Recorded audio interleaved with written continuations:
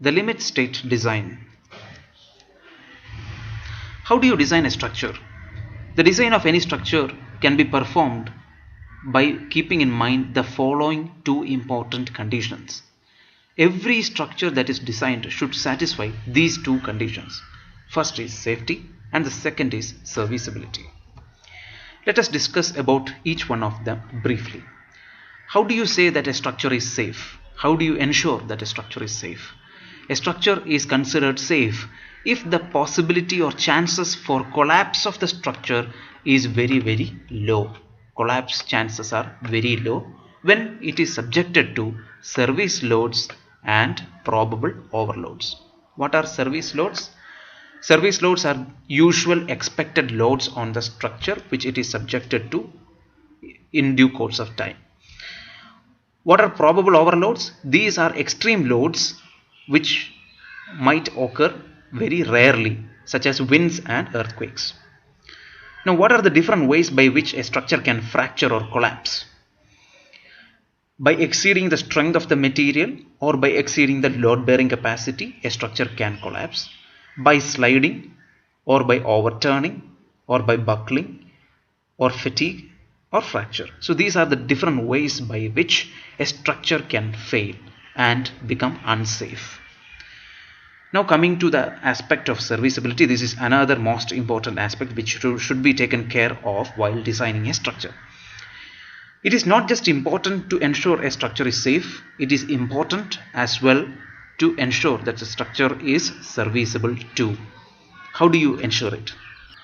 Any occupant or the user who is using the structure should feel comfortable while he is using that structure.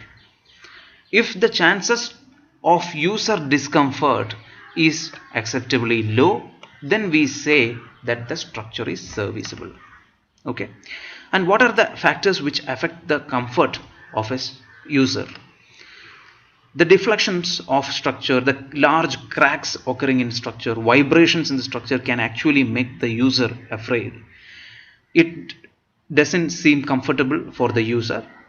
Further, other factors involve the loss of durability, the loss of impermeability, and the lack of fire resistance. And these factors also affect the comfort of the user. So it is very important that not only safety but also serviceability is important for a structure as far as its design is concerned. Now coming to the two important terminologies, characteristic strength and characteristic load. What is characteristic strength? We have already discussed about characteristic strength in detail in our previous lectures. It is the strength of the material below which not more than 5% of the test results are expected to fall. That is, there are 95% or more chances to get a strength value of a mix greater than the characteristic strength. Now, what is the characteristic strength of concrete? We have already learned that it is the 28-day characteristic compressive strength of concrete cubes of size 150 mm. But when you design a structural member, it is not just enough to take FCK or the characteristic compressive strength of concrete cubes as the characteristic strength of concrete. Instead of FCK, we adopt 67% of FCK only. We take only 67% of FCK. We consider that the structure is having a strength of only 67% of FCK, not FCK. Why? Because it is very difficult to ensure complete quality control in the construction of concrete structures, unlike the construction of concrete cubes in laboratory conditions. So that is why, unlike the cubes having a strength of FCK, it is difficult to ensure FCK strength in large structures. So we take only 67% of FCK. Now coming to the characteristic strength of reinforcing steel, we take the characteristic strength of reinforcing steel as equal to yield strength of steel in case of MS bars or Fe250 grade steel. But for those grades of steel where the yield point is not defined properly, we take 0.2% of proof stress as its characteristic strength. Now coming to the case of characteristic load. Characteristic loads are those loads which have 95% probability of not being exceeded during the life of the structure. Such loads are defined based on the following codes IS recommendations given here: IS 875 part 1, 2, 3, 4 and 5, giving details of loads, dead loads, live loads, wind loads, snow loads and combination of loads.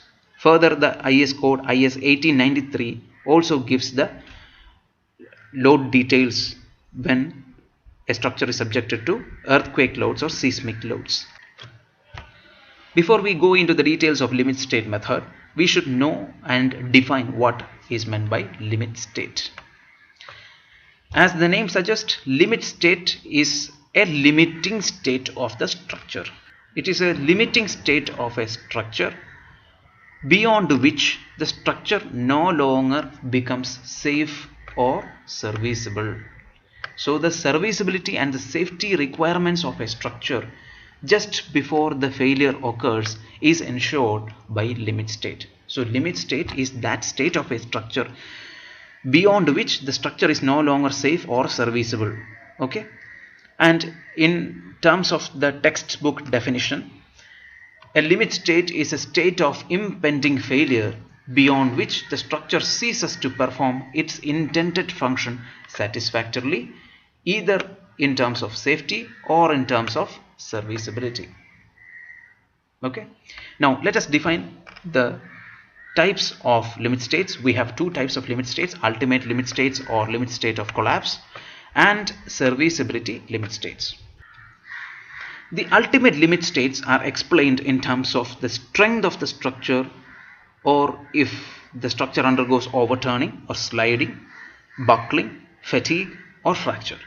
So any of these can result in the failure of the structure, and these limiting states are called ultimate limit state of the structure.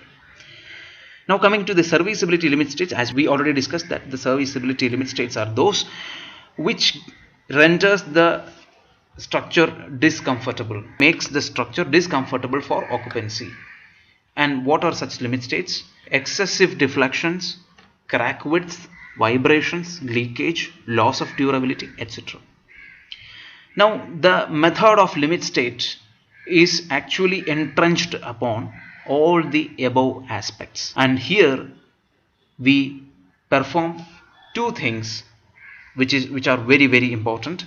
First is the underestimation of the material strength, and second, the overestimation of external loads. So these are the two important points being observed in limit state method. First is the underestimation of the material strength, by which we mean the material strength which the material actually has will be underestimated. We will reduce the material strength at the time of design. Further, we perform what is known as the overestimation of external loads. The external loads acting on the structure will be overestimated, or in short, we mean the external loads are enhanced. We increase the external loads at the time of design. So the purpose of doing this is to ensure that the structure is very safe. Okay. Now, for the purpose of doing underestimation of material strength and overestimation of external loads, we use what is known as partial safety factor. Partial safety factors are those factors of safety which are individually applied to separate materials and separate loads. And with the help of these partial safety factors, we can ensure that the structure has adequate safety at ultimate loads and the structure has adequate serviceability at service loads. Here we discuss about the two aspects: design strength and design loads. The strength and the load values used in the design are known as design strength and design loads respectively. So how do we find these out? We already studied that the strength of material is underestimated in limit state method, for which we have to underestimate or reduce the value of strength of the material. That is why design strength is equal to characteristic strength of material divided by partial safety factor for the material, where characteristic strength of material are separately given as equal to 0.67 FCK for concrete, and the characteristic strength of steel is taken as the yield strength Fy. Now, what about partial safety factor for the materials? We have separate partial safety factors for materials. It is equal to 1.5 for concrete and 1.15 for reinforcing steel. The partial safety factors chosen for concrete and reinforcing steel are different, and is found that the concrete has a greater partial safety factor than for reinforcing steel. Why is it so? We must understand that the construction of concrete in the field cannot ensure so much quality control as that happens in the manufacture of reinforcing steel in the industrial conditions. Finally, we determine the design strength of concrete as equal to the characteristic strength of material divided by partial safety factor of the material is equal to 0.67 FCK divided by 1.5, which we get it as 0.447 FCK, which may be approximated as equal to 0.45 FCK. Similarly, we determine the design strength of steel is equal to the characteristic strength of steel divided by partial safety factor for steel equal to Fy divided by 1.15, which we finally obtain as 0.87 Fy. And now, how do we determine the design loads on the structure? We already studied the principle behind LSM that the loads on the structure are overestimated. So we have to enhance the load on the structure. The characteristic loads as obtained from the Indian Standard Recommendations IS 875 and 1893, we have to multiply them with the partial safety factor for the corresponding load. Each load will have a separate partial safety factor which should be multiplied by the characteristic load to obtain the design load, thereby enhancing the load on the structure. The partial safety factors in this regard are obtained from table 18 of IS 456, page number 68. Now let us study about the stress strain behavior of materials and how it is used for the design. First, we deal with concrete. Concrete, as you know, in flexural members, concrete gets subjected to both compressive stress as well as tensile stress. The concrete on the tension side is generally neglected because the tensile strength of concrete is very small compared to that in compression. On the compressive side, how the concrete behaves is what is shown from this stress strain diagram. So here first you observe the characteristic curve. This is the actual stress strain behavior of concrete when subjected to flexural compression. As you increase the load, initially the stress strain behavior is linear, it is a straight line initially, and later it becomes non-linear, and at a particular value of strain equal to 0.002, the stress strain behavior becomes flat and parallel to the strain axis, and it continues up to a maximum strain of 0.0035, and this is the ultimate compressive strain in concrete. And the maximum strength or the maximum stress that can be achieved by concrete in structures is 0.67 FCK, this which we have already discussed. Now, for the sake of design, as we already discussed, we have to underestimate the strength of material. Every stress value in this characteristic curve has to be underestimated. So we have to use a factor of safety. The partial safety factor for concrete is taken as 1.5. We already discussed that. So every stress value on this characteristic curve, if divided by the partial safety factor 1.5, the final curve which you obtain is the design curve. So the design curve is the curve which is obtained by applying the partial safety factor on the characteristic curve. The characteristic curve is the original curve, and design curve is actually derived from the characteristic curve for the sake of design. So the ultimate stress in the concrete 0.67 FCK becomes 0.45 FCK. Now let us discuss about the stress strain behavior of steel. We have two kinds of steel, Fe 250 grade, which is the MS bar, and HYSD bars, Fe415 and Fe500 grade steels. Now we want to understand how the steel behaves when subjected to axial tension. You know that steel is used on the tension side of flexural members and it is subjected to tension. The behavior of steel in compression almost resembles that of axial tension. So we have written it as axial tension or compression. Now let us study about the stress strain behavior of Fe250 grade steel. You must observe the characteristic curve, which is the original stress strain behavior of steel. We have neglected the strain hardening regions beyond this. As you increase the load, the stress increases proportionally with strain up to a maximum stress value equal to yield stress, at which there is no increase in stress with increase in strain.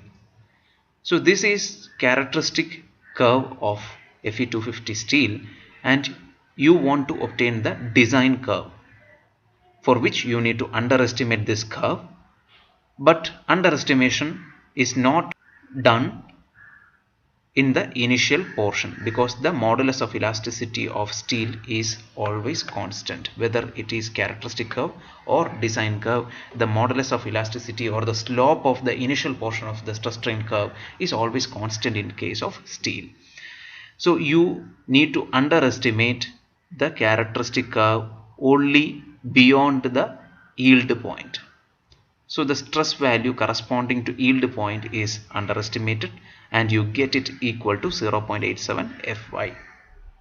The stress in the design curve is 0.87 Fy, that is the maximum stress that can be attained as far as design curve is concerned. And what is the corresponding strain value? The corresponding strain value is equal to 0.87 Fy by Es, where Es is the modulus of elasticity of steel. Now coming to the HYSD bars, Fe415 and Fe500 steel, let us see how they behave when subjected to axial tension or compression. We know that as the load progresses, initially the stress strain behavior is proportional, but beyond a certain point the stress strain behavior becomes non-linear, and at a point equal to yield stress the curve becomes flat and further increase in strain does not cause increase in stress. In order to obtain the design curve, as in the previous case the initial portion is kept untouched, we change or underestimate the stress values only beyond the non-proportional region. Up to the proportional limit or the proportional region we do not change the stress value, we do not underestimate the stress value, we underestimate the stress value beyond the proportional limit. This is the proportional limit, and only beyond which we perform the underestimation of stress. So every stress values on the characteristic curve after the proportional limit is divided by partial safety factor and underestimated. And finally we obtain the design curve, and the maximum stress in the design curve is 0.87 Fy.